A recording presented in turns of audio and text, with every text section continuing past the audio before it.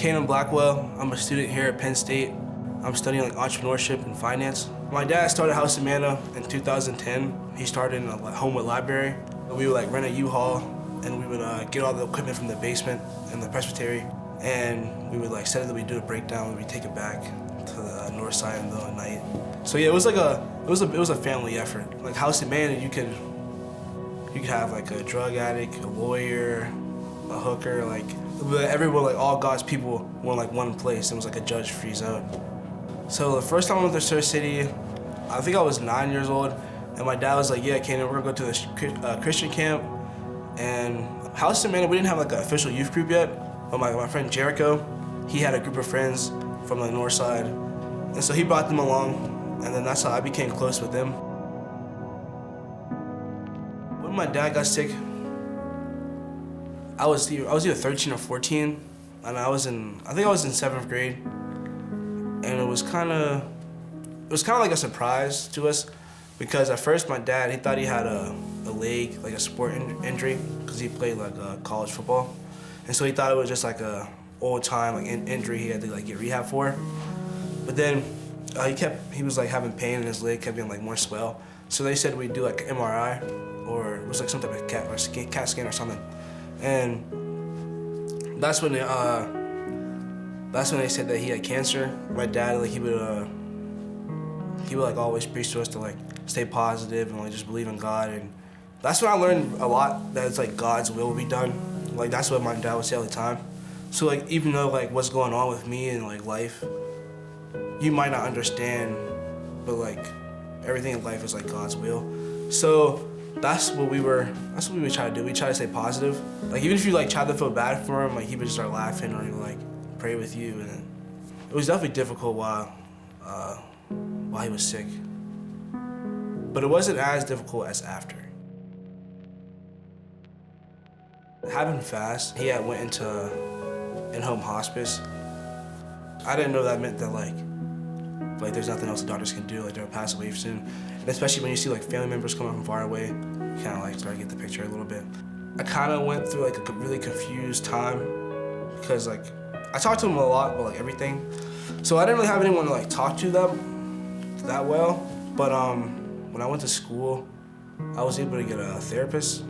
Through my school, they had a therapist there, and he actually happened to be a Christian, and so we would talk about stuff. And that kind of helped me a lot, get through it. Actually, before my dad had passed away, he had talked about how I'd probably get mentors in life.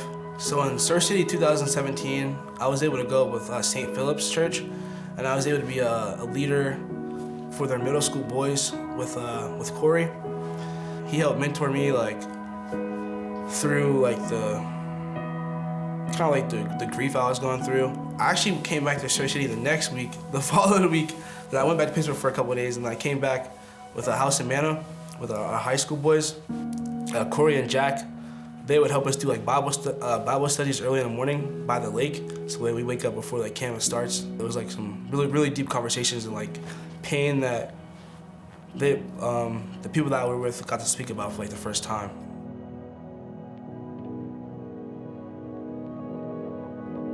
In 2017, I went to Haiti with PKF, and we did the Surf City camp. That trip opened my eyes to what people are going through outside of America. Yeah, Surf City, that's where I met my friend Billy Giles. We kind of hit off, we talk about baseball, family things. I was kind of talking about my dad. Through PKF, I got to meet some pretty cool people. Actually, it was through the PKF, and it was through a Northway thing. It was actually a month after, I think it was 2 months, 2 months after he died in August. It was October. I met Kutch there, and then we became really good friends. Billy, Joel, Henderson's, they helped me get the bat boy job with PNC Park. That job actually helped me through high school and the freshman year of college, because it helped me get income to spend on my books and things I had to do. So right now I'm a senior at Penn State. I'm getting ready to graduate in the spring. I received a couple of job offers for after school. Going to church is still kind of weird for me, honestly. Just with the emotions of I was doing ever since I was really young, my dad. But I regularly attend like Digging Deep Ministries. It's a Bible study weekly. And I've been doing just personal, digging into the Bible by myself. I'm just trying to get like a better understanding of the Word. So I feel like even though I'm not going to a church, like a single church, I'm still connected to like a bigger church.